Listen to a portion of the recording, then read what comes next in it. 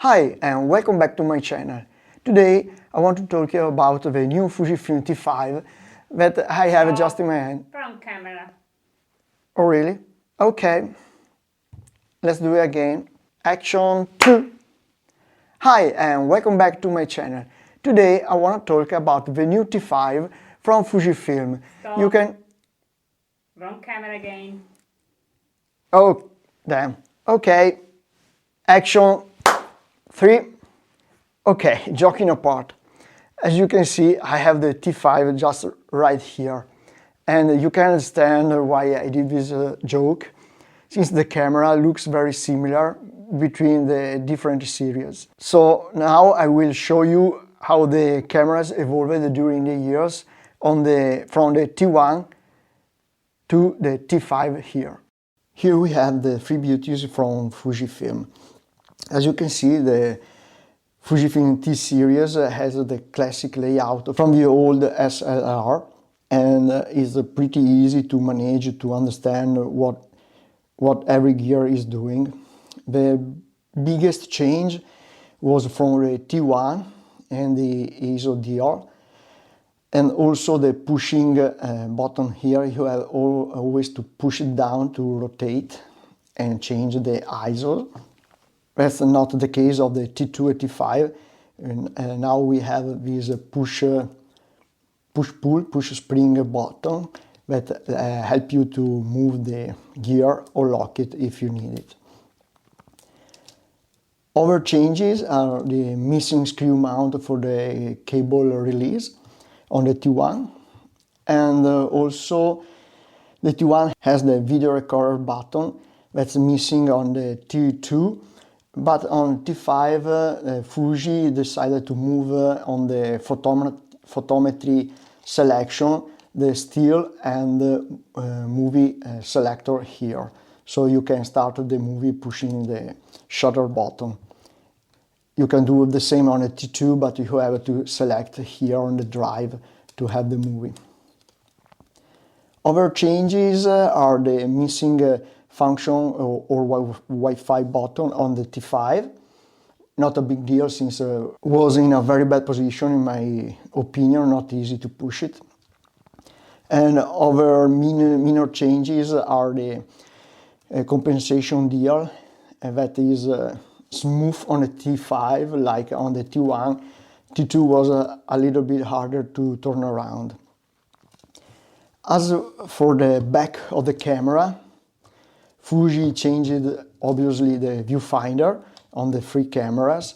On the T5 has the highest resolution, but apart the resolution, I really like the T5 viewfinder since it has a very nice dynamic range. On the T2 and T1 sometimes it can blow out the highlights.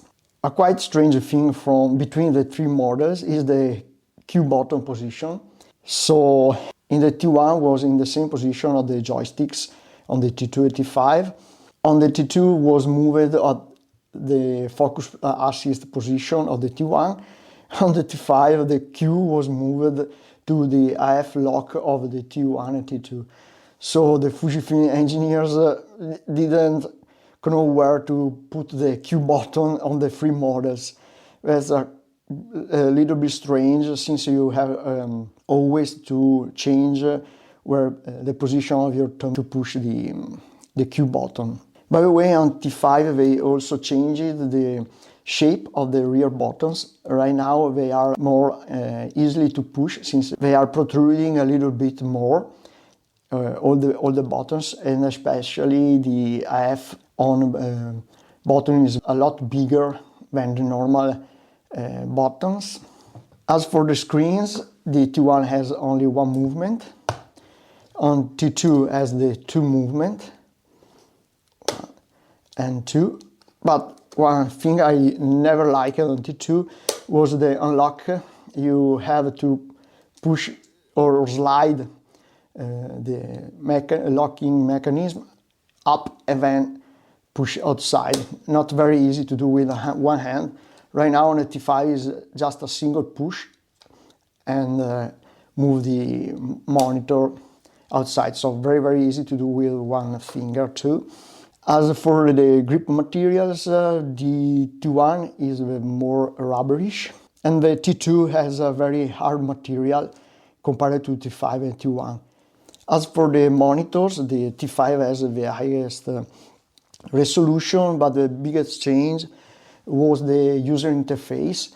As you can see, on the T1 was more like a point and shoot from Fujifilm instead of professional camera. And from the T2, the menu layout was the same for all the cameras. Very easy to understand in my opinion.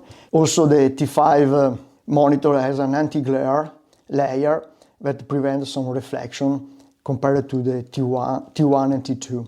As for the size of the camera, the T1 has the microphone and remote control, the big HDMI and the mini USB connector.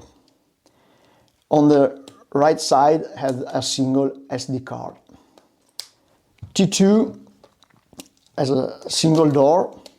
We now have a microphone with a bigger input, remote control, USB-C and HDMI, mini HDMI. On the right side we have the double slot, slanted double slot SD card.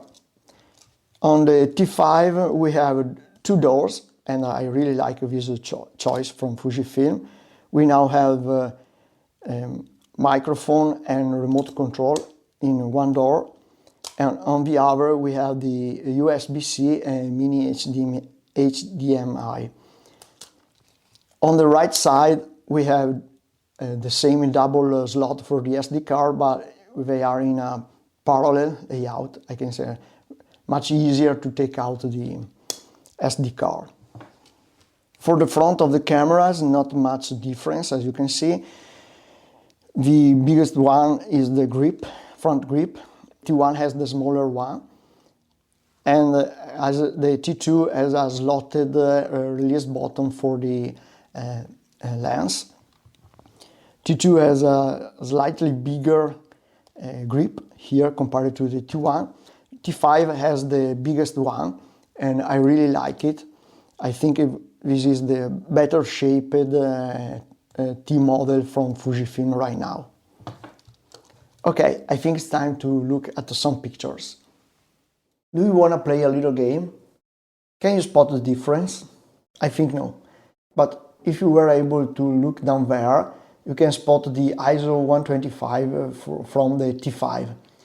The T1 and T2 had both the ISO 200. If we look at the colors, it's very hard to see the difference between the cameras, and this is a very good thing. But we can really notice the increase on resolution between the three models, from the 16 megapixel of the T1 to the 24 megapixel of the T2 and the 40 megapixel of the T5.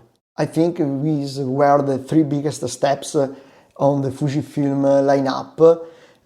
T3 and T4 are very good cameras, and the biggest step was the introduction of the backlight sensor, not about megapixels, since there are only two more compared to the T2. Looking at another picture, here we can see a slightly different white balance from the T5, a little bit more magenta. This happened on a pair of picture too, probably something different on the algorithm from the T5. The T2 here looked a little bit greenish. The T1 looked the more natural of the three. If we zoom in to 100% of the three cameras, all the three have nice details. I noticed a little bit of halos on the T2 here compared to the T2 and the T1. These are from the JPEG files of all the three cameras. On RAW, this halo looks more like a purple fringing, and I think the ability to zoom in a little bit more from the T5 also highlight more defects from the lens, not only details. So be careful on focusing and the quality of your lens. Talking about the autofocus issues on the Fujifilm, here I have a good example for all the three cameras. If I zoom into 100% on all the three pictures, we can easily spot that none of the cameras focus correctly here on this electric box. And this is with the 56 at f2 aperture at 1000 of second of time. And all the three cameras focused a little bit on the front. As we can see here, the correct focus spot is just here on all the three cameras. I don't know why, probably I did a mistake by myself, but not quite sure about it. Looking at only the T5 autofocus performances, I must admit that Fuji need to improve a little bit the algorithm, in my opinion, since here we have three identical shots, all three with the 23 1.4 Mark 1 lens at f2.8 on all the three shots. I didn't change anything, and just the camera decided to use 200 of a second here instead of 250 on the other two shots. And you can notice, sorry, I have to zoom to 200 to let you see better on YouTube. I normally don't do it for post-processing, but you can clearly see the first shot is not perfect on focus, the second is perfect on focus, the third is something in between the two shots, so not really in focus. I don't understand what happened, since it's a flat subject like a door, so a quite easy subject for an autofocus to have a perfect focus. And is not also issue on depth of field, since at 2.8 you have a good depth of field on 23 millimeters on APS-C. You can spot easily the difference between the three shots, and I think it's not blurred by motion, since at 250 seconds with the IBIS you are on the safe side, in my opinion. So I think on my last test on autofocus, the Fuji T5 sometimes tend to do a little bit of front or maybe back focus, and this is a pity since the camera has a very wonderful resolution. Going back to the comparison, you can see a little better performance on the shadow here from the T1, but this is due to the tendency to overexpose a little bit from my T1.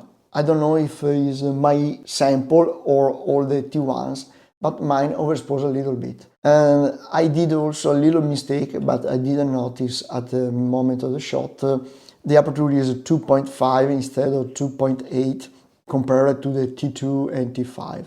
By the way, I should have used to check the dynamic range of the free sensor, and if we push up the exposure by 3 AVs, we can clearly see all the three looks very good. If we zoom in, we can start to see some little differences. The T2 look more contrasted here compared to the T5, and the T1 is something probably in the middle of the two. As for noise, the T1 is smoother, in my opinion. The T2 and T5 are nearly the same. Probably the T5 has a little bit of more color noise, and not easily to spot it here, but in some other situation I noticed a little bit of more color noise, but as overall performance is nearly identical to the T1 sensor, and this is a very good thing if we take note of the increase on the resolution of the camera. Okay, time for some conclusions. In my opinion, Fujifilm did a very good job on putting 40 megapixel on APS sensor, having the same noise compared to the 24 megapixel, and having the exactly same colors from the first model, the T1. Add that the autofocus is snappier, the overall camera is quicker, Maybe we can ask more stable autofocus performances. Not an easy camera, in my opinion. It can highlight even the slightest error like motion blur or wrong focus. So it's not for hobbyists, in my opinion, or newcomers on the photography world. Nice camera, since you can print very large, over the 50 by 17 centimeters, probably over 1 meter too, or you can crop a lot if you do wildlife shots. Talking about the T1, yes, it is an old camera. It's now 8 years old, but if you don't mind about overall speed performance, it's very nice camera to start or to enter the Fujifilm world, since now is really cheap to buy, and you have exactly the same colors as the T5, so a very good thing. Obviously you cannot print over 30 by 40, in my opinion, better in A4 format. Talking about the T2 is a very nice camera, even cheaper now. Good performance in autofocus. Yes, sometimes can miss the focus, but overall the performance are still very good, and in my opinion is one of the best cameras from Fuji, and I suggest you to buy this if you can afford it. I hope you enjoyed this video. You can follow me on Twitter, Instagram, Kuula, Flickr. Just check the link in the description. See you soon in another video review. Thank you very much for watching, and Merry Christmas to all.